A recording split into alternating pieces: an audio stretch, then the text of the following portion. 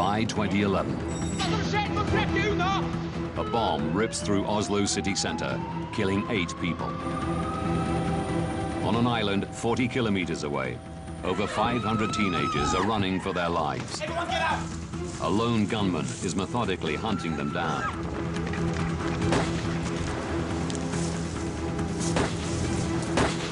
In a 3-hour terror spree, 77 people will die. Over 200 will be injured. Just how did one man wreak so much havoc and destruction? And why wasn't he stopped sooner?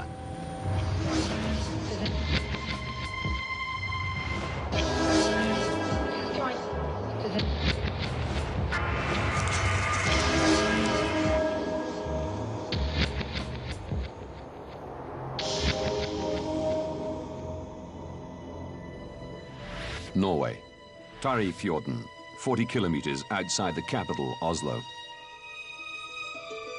July the 22nd, 2011. On the tiny island of Utøya, the Norwegian Labour Party is holding its annual youth summer camp. Hege Haugland is one of 500 teenagers attending.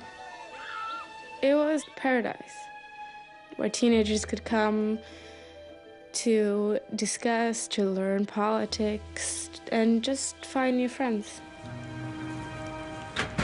4 p.m. I had to go and recharge my phone.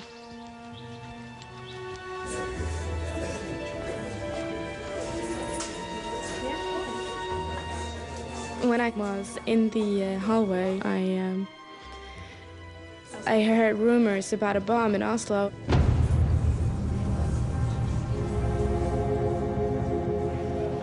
Hege's father is a high-ranking policeman in the capital.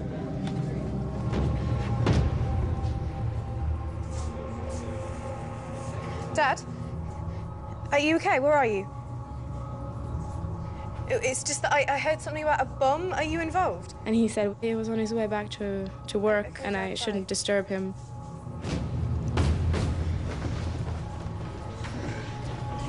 In the main hall is Elisa Mira. I was told about the bomb in Oslo through my friend Ege.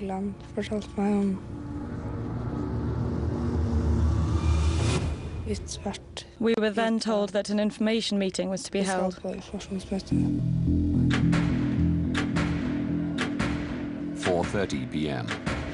Hi guys, can I have your attention, please? The camp's leaders gather all the teenagers. They told us that we had to remain calm and that it was going to be okay and we were safe. We were in an island in the middle of nowhere.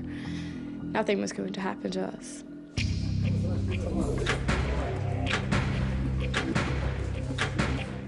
"21-year-old Johannes Dahlen Giske helps out on the ferry between the island and the mainland. He gets a message on his walkie-talkie. They say that there's a policeman who wants to cross to the island. I left this meeting and I called the captain and said, there's a policeman who wants to cross. And he said, okay, meet me down at the boat.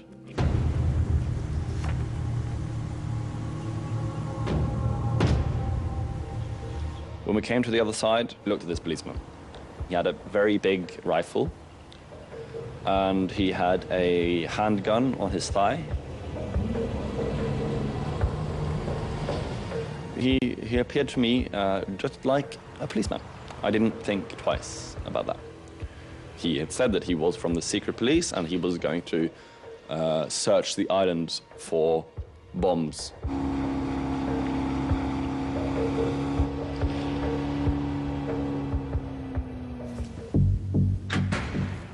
"5:15 p.m.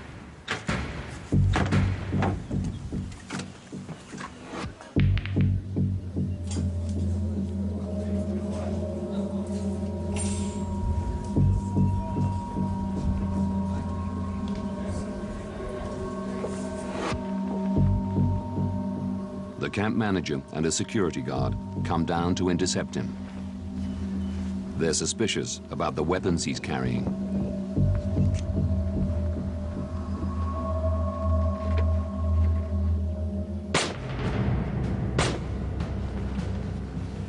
I hear gunshots. And I look up to my left, and 30 meters away from me, this guy is standing and he is shooting down on the ground. Alexandra Peltre is with Hege and Elisa in the main hall.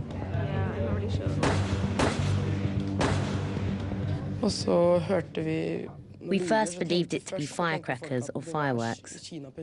People got quite annoyed and felt that this was very unnecessary, as we had just been told about the bombing of the government offices.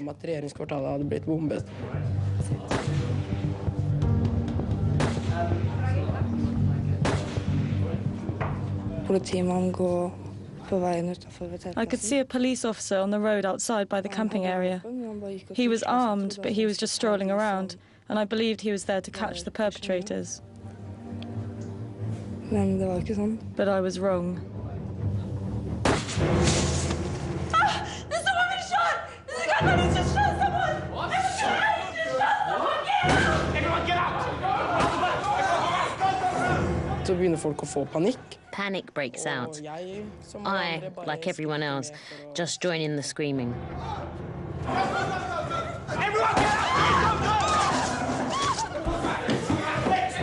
People started running around and we didn't know what to do.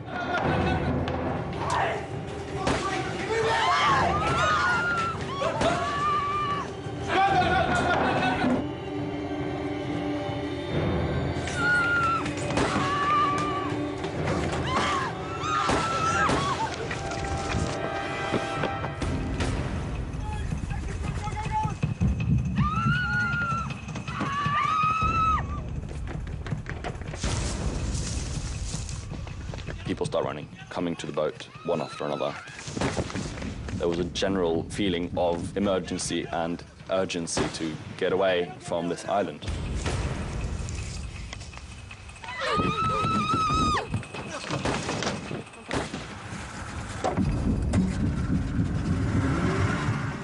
Johannes and 8 others escape. Wait! Hey! Wait! Wait over here! Come back! Please come back! No, stop! Come here! I saw the ferry driving off and we tried to contact them by waving our arms in the air, but the boat just continued to drive away.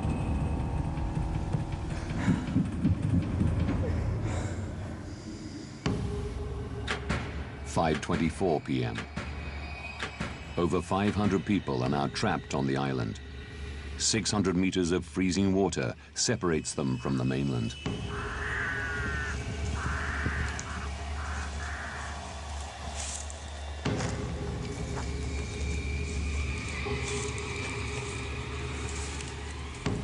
The gunman is at the main campsite in the heart of the island.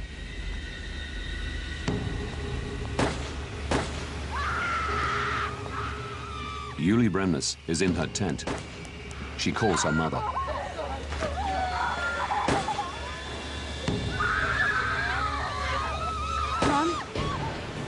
Mum, there's a lunatic on the loose. It's killing everyone. She called me and said, "Mommy, there is a maniac shooting around here. I'm trying to get the police, but I don't reach them." I realized that she was scared for her life.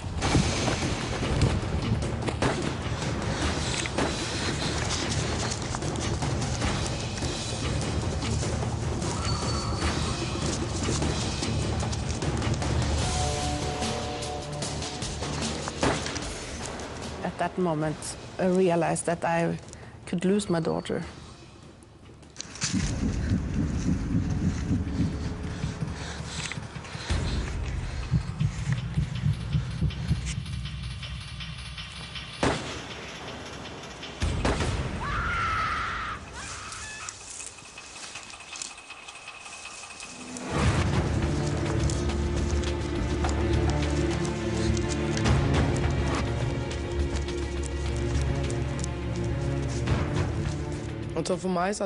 I distanced myself from the situation, and all I was thinking of was to survive. I stayed close to the people I knew, to be safe.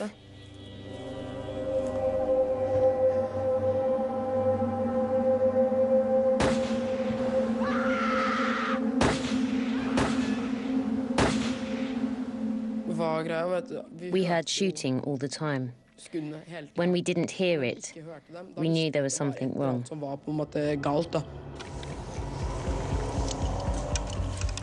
The shooting only stops for the gunman to reload. On the North Shore, Hege calls her father. He's in a meeting with Delta, Norway's counter-terrorist unit. She's put through to the Delta commander. I asked, when are you going to come save us? And he said, maybe an hour, if possible. But that they were on their way. 5:52 p.m.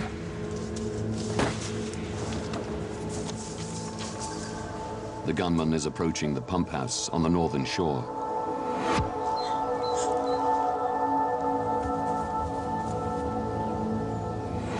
Elisa is on the phone to her mother. They say on TV he's dressed like a policeman. Her mother is worried she may mistake the gunman for a real policeman.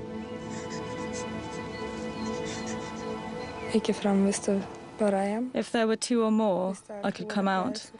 But if there was only one, then I was to stay still. I was not to trust anyone.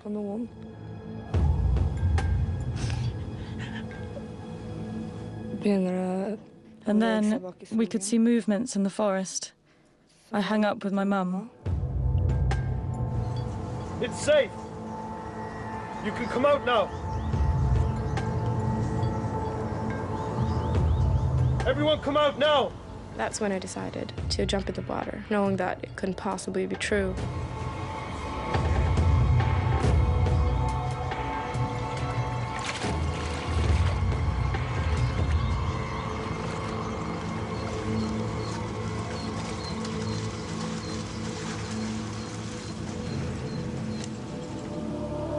It's safe!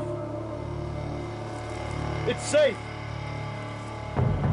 Everyone come out now!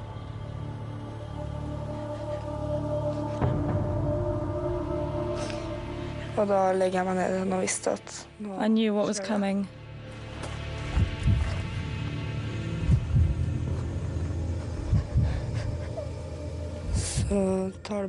Only a few seconds passed. No! No, please, no! And then there was just a lot of shooting.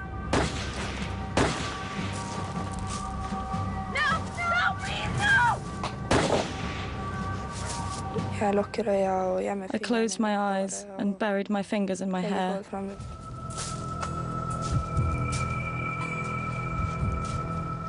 I just stayed very still and pretended I was dead.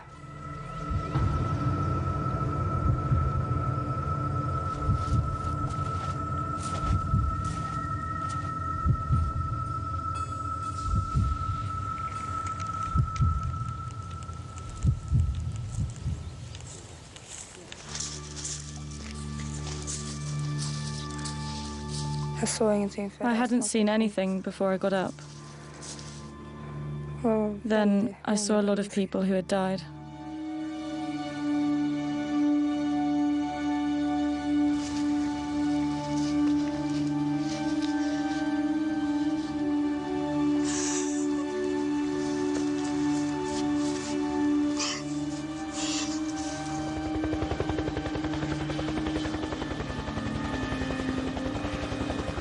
Hege is one of a number of people swimming for the mainland. The skipper of a pleasure boat rescues her and others from the freezing water.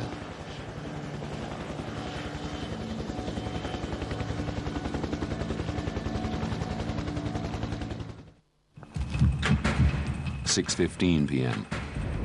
On the island, Yuli is still trying to escape.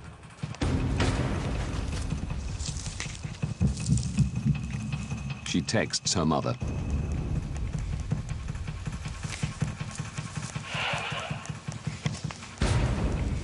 You feel so helpless when you're several hundred kilometers away from your daughter and you can't help her in any way.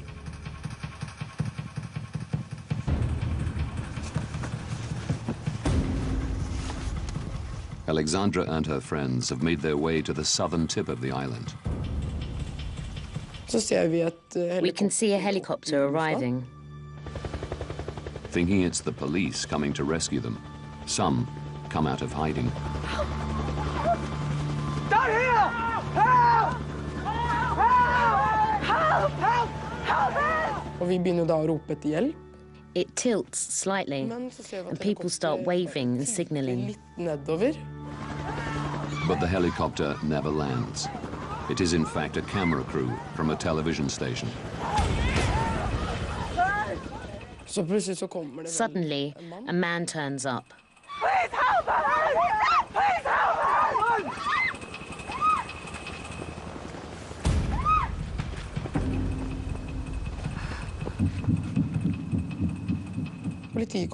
I looked straight into his eyes.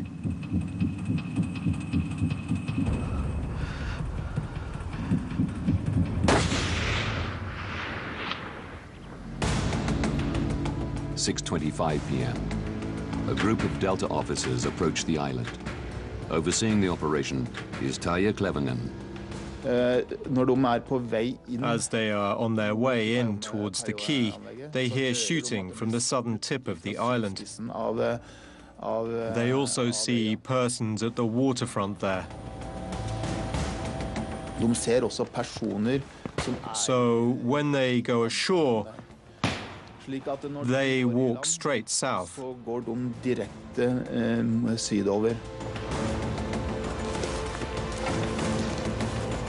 Delta spot the gunman.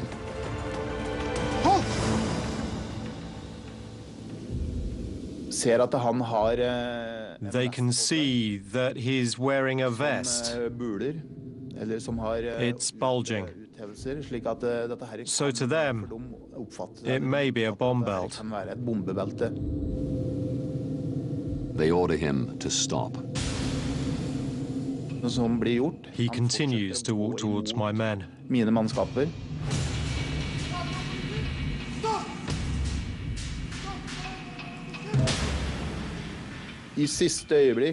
At the last moment, one of the men calls out it's not a bomb belt. Stop! Stop!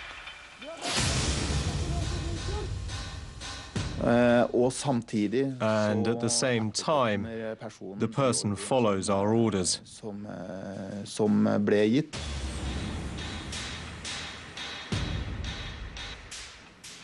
But it was really close.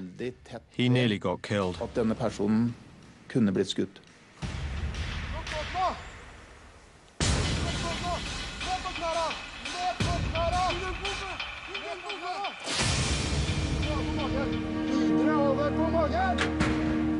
6:34 p.m.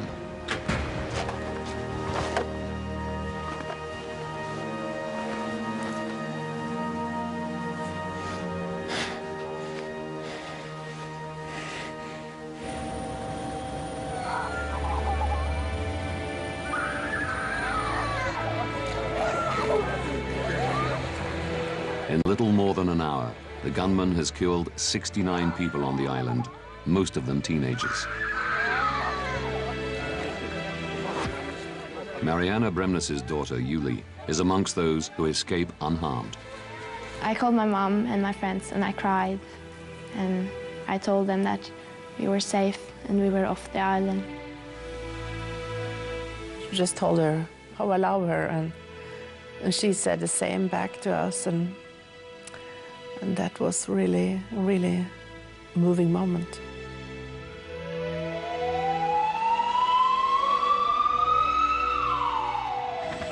For Alexandra, the nightmare is not over. She's been shot in the thigh and is rushed to a hospital in Oslo, where she undergoes 3 operations. The bullet had gone straight through and out on the other side.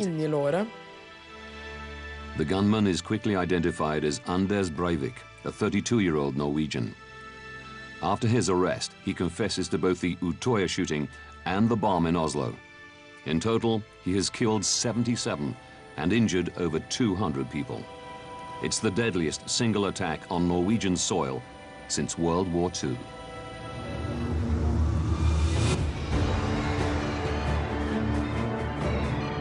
Now, by rewinding the events leading up to July the 22nd, we can reveal how just one man was able to wreak so much havoc and destruction, and why he wasn't stopped sooner.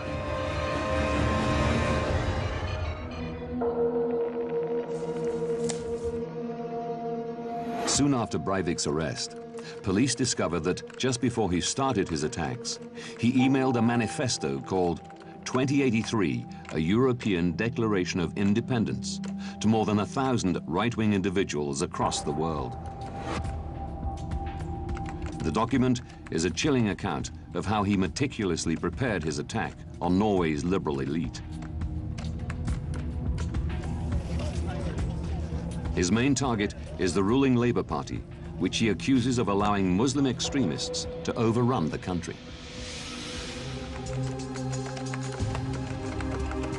Leading security analyst Helga Lores has been investigating how Breivik planned his deadly attacks. It seems quite likely that Breivik was inspired by some of the techniques and methods that jihadists and radical groups have been employing in South and Central Asia, especially in Pakistan, Afghanistan and India. Copying the tactics of his enemy, Breivik will create widespread chaos with multiple attacks that divert and confuse the security forces.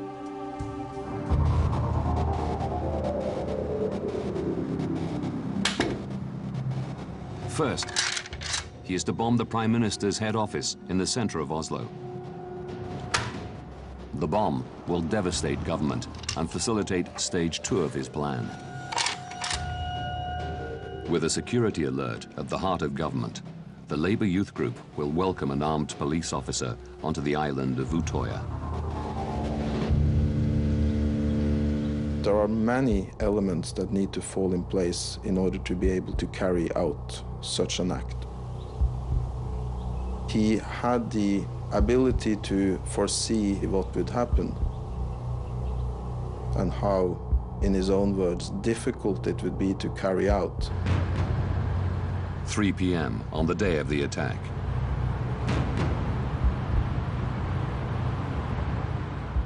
Breivik drives a white van to the government quarter in central Oslo.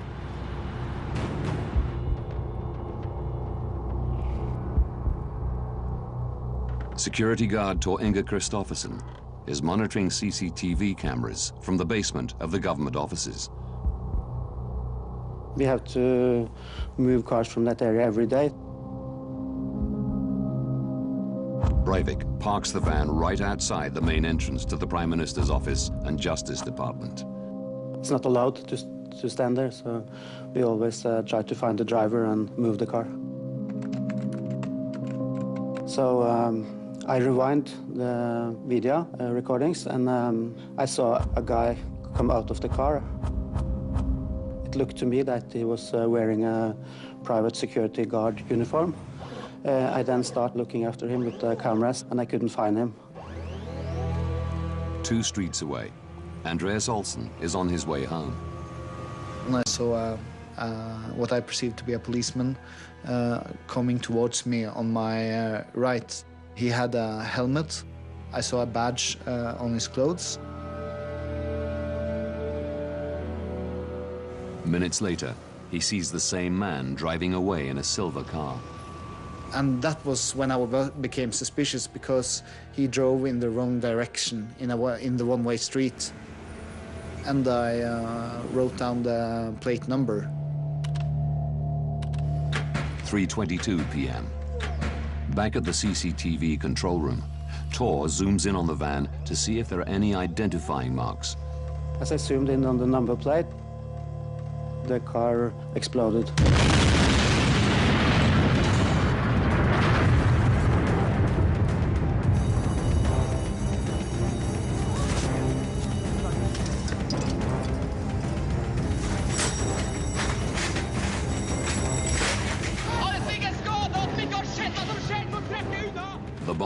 rips through the government buildings, creating total chaos.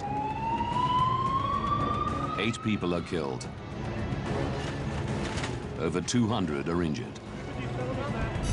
When he hears about the explosion, Andreas makes the connection. I thought, okay, this is something I should notify the police about. This might be a relevant observation. The police now have a description of a suspect, as well as details of his car and number plate. Concerned about the possibility of further explosions, the police announce an evacuation. With no cordon or checkpoints to stop him, Breivik is able to slip away to his second target, Utoya. Phase 1 of his plan has succeeded. Police union leader Arne Johansen has been analyzing the security failings that allowed a bomb to be planted on the Prime Minister's doorstep. We are very naive when it comes to believing that huge tragedies never strike Norway, only others. In the West, most government buildings are heavily guarded and inaccessible to the public. No other countries besides Norway would have such low levels of security for their important buildings. We are very proud of being an open society in which everyone can move around freely, where everyone can just go straight into the politicians. In the wake of 9/11, Norway is leaving itself wide open to a terrorist atrocity. In 2006, a security review acknowledges that government buildings in Oslo are particularly vulnerable. A local news report shot at the time proves chillingly prophetic. Sperringene utenfor høyblokka i regjeringskvartalet er ikke direkte avskrekkende. Hvem som helst kan sette fra seg en bil full av sprengstoff foran regjeringsbygget. The government decide to close the main access road to the public. But 5 years after the report, local authorities are still working to close the road to traffic. I think it's a completely absurd situation that we have waited years to get such a very simple political decision for them to close off a street. Johansen believes the delay epitomizes Norway's complacency and lack of urgency when it comes to security issues. I would call it paralysis, political paralysis. Nobody really wants to assume responsibility. On July the 22nd, 2011, the road is still open. Breivik is able to park his truck bomb right outside the Prime Minister's office.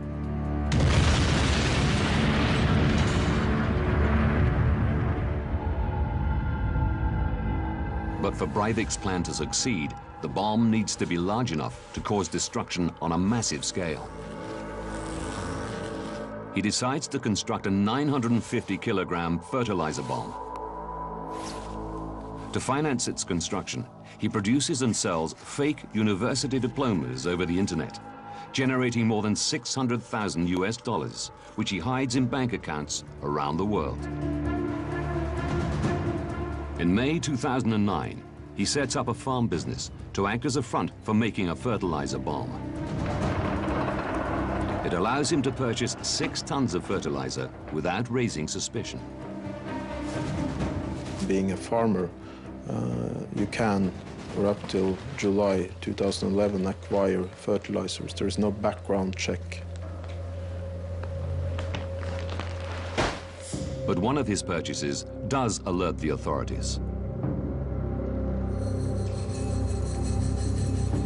In December 2010, he buys a component for a detonator, sodium nitrate, from a Polish chemical supplier. The supplier is on the watch list of Global Shield, an international customs corporation that tracks the trade of dangerous chemicals.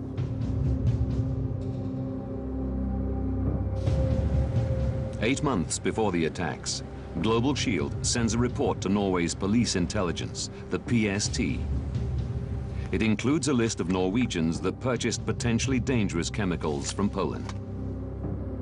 They got 41 names from the customs authorities, and Breivik's name was one of those 41.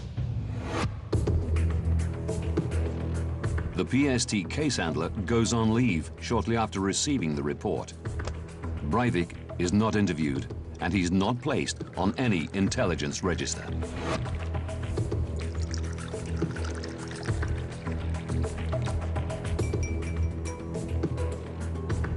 Had he been kept on a watch list, that might have given the PST some additional information, so it would be legally and operationally justified to go further in the searches of Breivik.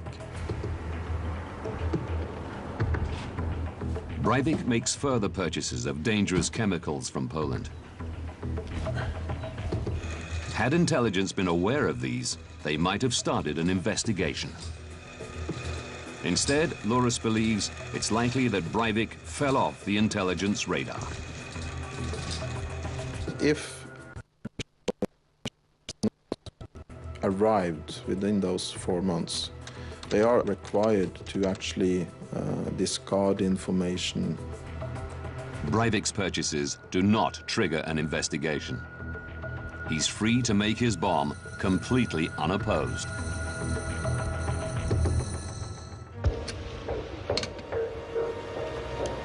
The next time Breivik is flagged as a risk is when he attempts to buy guns, an automatic rifle and a Glock pistol. Hunting in Norway is a quite common activity, which means also that a lot of people own their own rifles. But hunters have little need for a Glock. In order to get a license to buy such a weapon, he needs to practice on a regular basis with a sports club, a pistol club. From November 2010 to January 2011, Breivik attends 15 training sessions at a pistol club in Oslo. He applies for the purchase of a Glock. It was initially actually rejected by the police. They contacted Breivik, asking for additional information. Breivik explains that he's preparing for a competition that has changed its rules to include such caliber guns. The story is confirmed by the pistol club. The last chance to stop Breivik before the attack now slips through the police's fingers.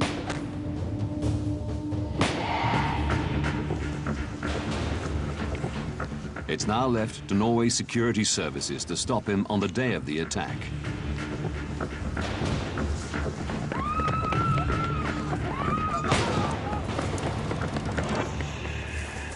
With the bomb successfully detonated, everything hinges on their response to the assault on Utøya Island.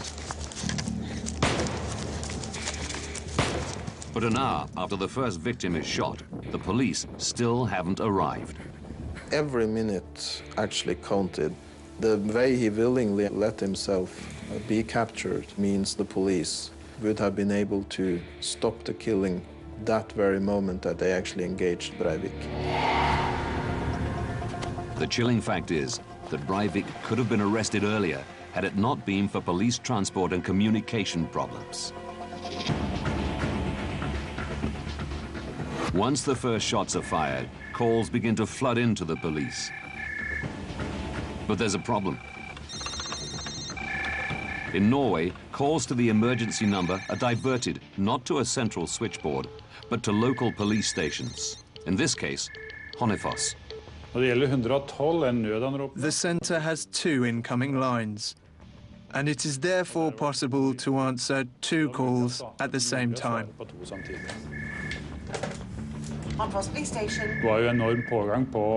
However, the number of calls was extremely high, so we opened more lines. Then we could see there were 40 calls waiting.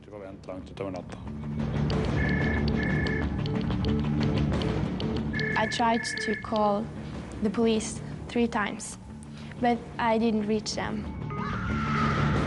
So I felt like a little bit lost because nobody could hear us, and I thought maybe the police didn't get a message. some calls do get through.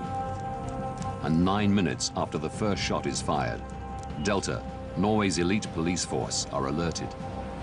They're in Oslo, helping secure the bomb site. Now it's vital they reach Utøya swiftly and apprehend Breivik. But the island is 40 kilometers away, and Delta have to fight through rush hour traffic and contend with windy country roads. It'll take them over half an hour to get there. All the while, the young people on the island are defenseless. Locals across from the island hear the gunshots and struggle to understand why there is no police response. Håper purken kommer snart, da. Hvorfor er det ikke noen sirener eller noe som helst der? In fact, 2 police officers are at the ferry dock. They're armed and have the authority to tackle any gunman.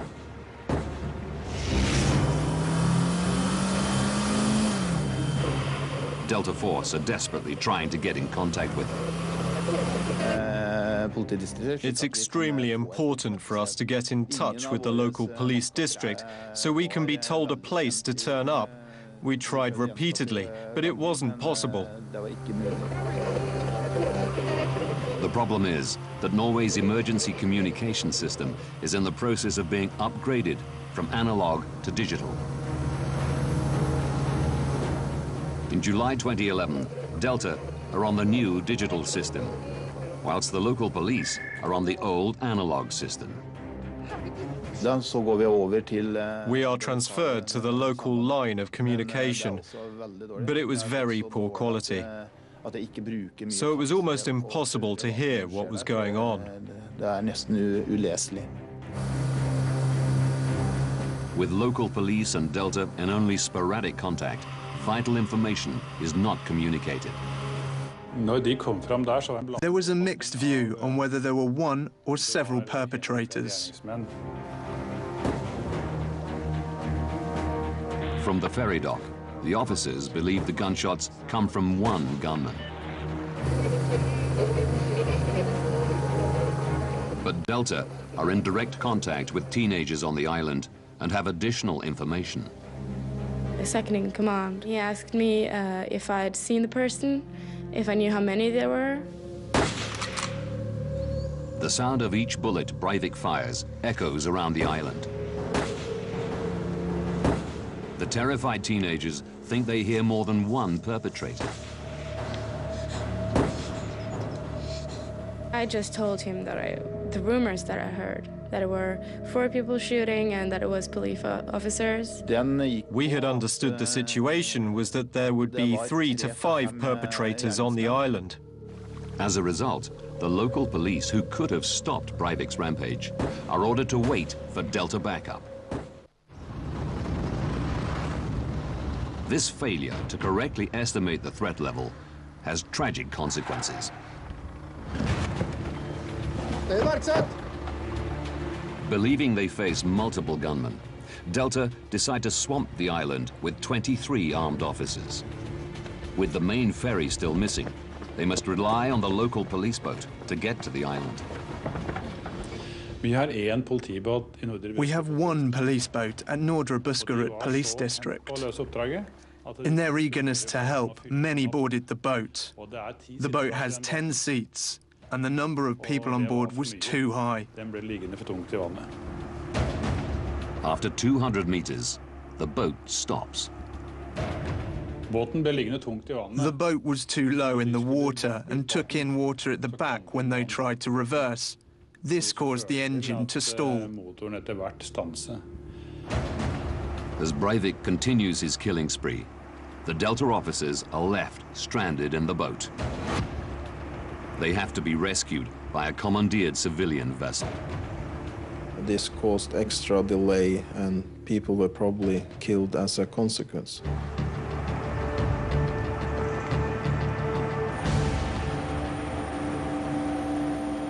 Delta finally set foot on the island at 6:25 p.m., 55 minutes after they were first notified.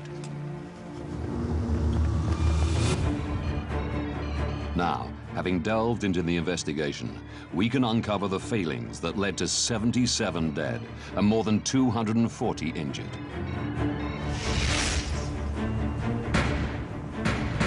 Five years before the attacks, Norway's government are warned about potential Al-Qaeda terror attacks on their government buildings. While security services are fixated on catching Islamic extremists, Anders Breivik, a Norwegian national, is masterminding a terrorist attack on the liberal elite. 4 years later, Breivik works alone to construct a fertilizer bomb and assemble a deadly arsenal of weapons.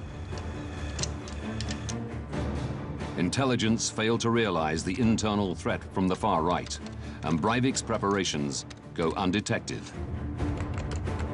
1 hour, 16 minutes to tragedy. Breivik emails a hate-filled manifesto to right-wing extremists around the world.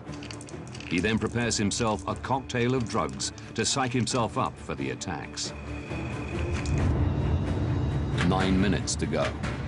Breivik drives a white van to the heart of the government district. 10 seconds. A security guard zooms in on the van.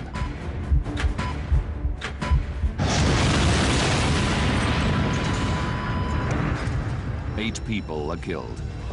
Many more are injured.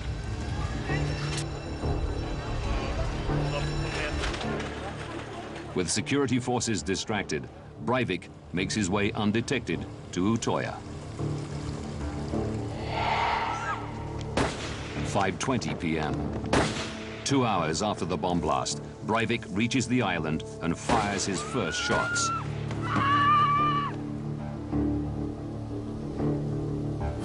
The elite Delta team are contacted within minutes. The island is only 40 kilometers away from Oslo, just 10 minutes by helicopter. But Delta don't own one. They must rely on the police or military to supply them. On July the 22nd, no helicopters are available. They have no option but to take the half-hour drive to Utøya. Communication issues delay Delta yet further. And for over an hour, Breivik is unchallenged by the police. The local police station is overwhelmed by calls from the island. Breivik claims to have called police 10 times to surrender, but only connected twice. When the security forces fail to arrive, he continues his killing spree. Estimates from within the security forces have calculated that the communication and transport issues delayed Delta's arrival by approximately 16 minutes.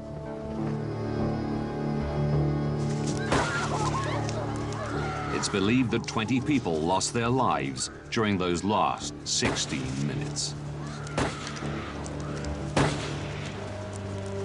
We are insulated in Norway from the harsh realities of the world, and that caused people to sleepwalk into the realities that later struck so hard. In March 2012, both the police and the PST admitted operational failings and publicly apologized for not stopping Breivik earlier. På vegne av PST vil jeg beklage at vi ikke klarte å forhindre terroraksjonen. The Norwegian government have increased investment in their intelligence service and have improved communication and transport for their emergency services. Anders Breivik has been charged with acts of terror and murder. He faces the maximum sentence of 21 years in prison.